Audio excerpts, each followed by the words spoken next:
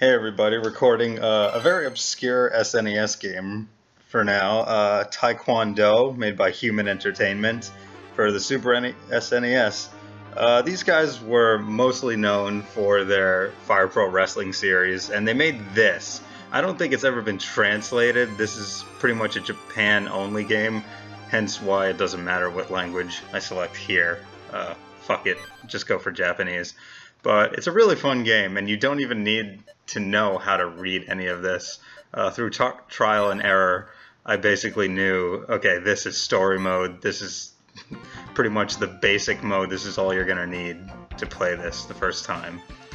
So right here, you get kind of a very basic, broad view of how each of these starter characters works, all around speed, defense, etc., etc. I usually just go for this guy whenever I play, just because he kind of looks like Ryu. It's a pretty basic story mode. You're working your way up to the top of the mountain here with a basic tournament setting. We're gonna face this guy first. I don't think I've ever actually fought this one before.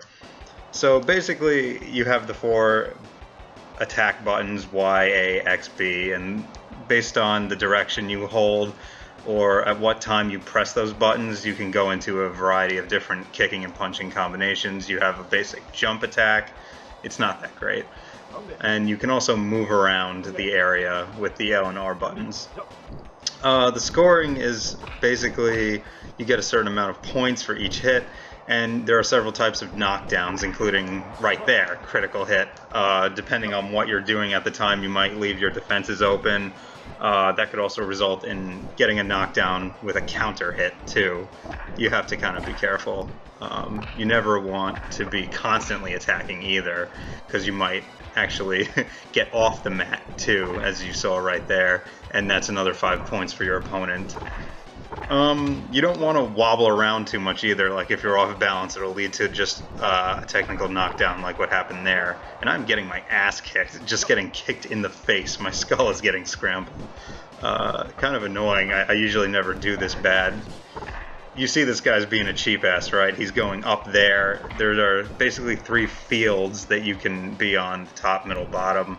And it can be tougher to hit your opponent if he's on another plane of existence here.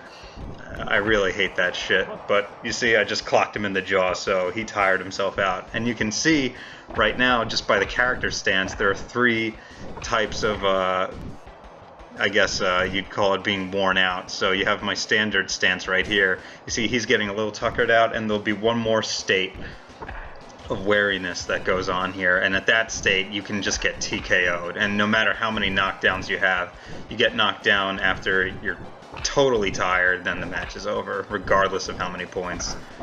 He's just going nuts. And I'm getting dizzy, and he didn't really take advantage of that. You have to be careful of how many attacks you actually use in quick succession.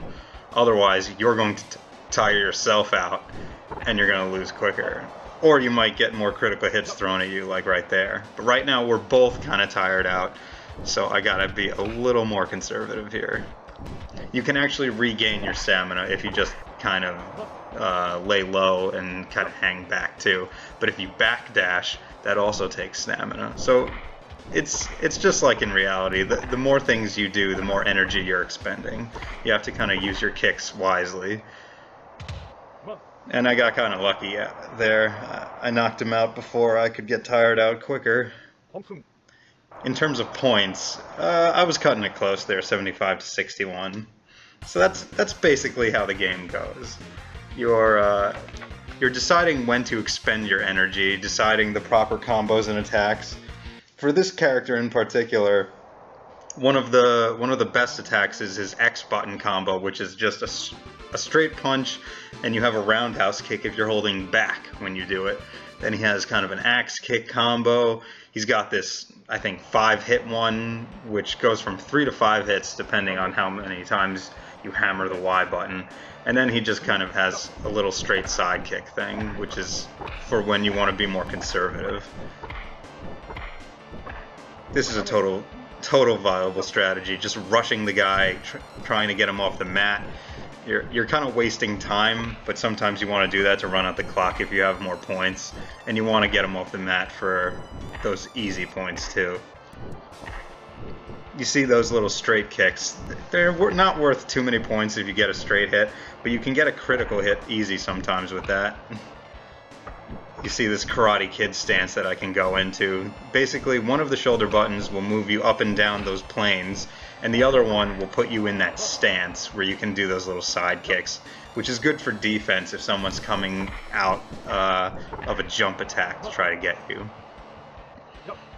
You'll see those roundhouse kicks are, of course, fantastic if you want to go for a critical hit, but they're just great in general. They're so strong, but they do use up quite a bit more energy than the typical axe kicks or the side kicks. One of the reasons why I use this character so often is just because he has access to those roundhouse kicks, which is awesome. And this guy's getting tired pretty quickly. I don't know why, but I think I'm just beating the shit out of him. That's probably why. And right to the kidneys right there. Critical hit, knockout. He's done. I did a little better this time. Well, a lot better. 99 points to 14, so he just got fucking owned right there. Strangely, the first fight was a lot harder than the second fight here. I've actually beaten the whole game at one point, and the fighters definitely get more skilled. They have better, bigger movesets. They expand past those 5 starter characters that you saw in the beginning. They just get crazy. Like, the shit that they pull off is just pure wizardry, including the final boss, who might as well be Akuma. But we'll see if we get to him on a later video. This tournament's pretty short. Counterattack right there. The basic mechanics about counterattacks, pretty self-explanatory. If someone's winding up with a longer kick or animation and you get them, that'll be a cheap knockdown for you. Sometimes it's tough to tell when they're setting themselves up, but if you go with the quicker attacks like the short punch or the roundhouse kick, you're better off. And if you've noticed, the jump attacks are a little awkward. Try not to do them too often. They're good if you want to get a quick getaway from some of their faster attacks, like that combo. You can do that or do a backdash. It'll put you out of harm's way pretty quickly. Or those kicks that he's doing. I don't have access to that, but that's one of his unique moves. Just do a quick high kick and it'll put you in a stumble animation. And it's usually a lot easier to knock down someone if they're just busy stumbling all over the mat. Always want to try to get them in that state. See there, I kind of squandered the opportunity. Could have jumped in and taken him down. But right now, he's just expending all of his energy, so kind of want to hang back a little bit. It's pretty much like roping a dope strategy. Just wait till he kind of goes nuts on you. You can just dodge everything and then go in for the kill and an easy knockdown. I was trying to be cheap there, trying to knock him off the mat, but I'm going into a longer combo here. See what happens.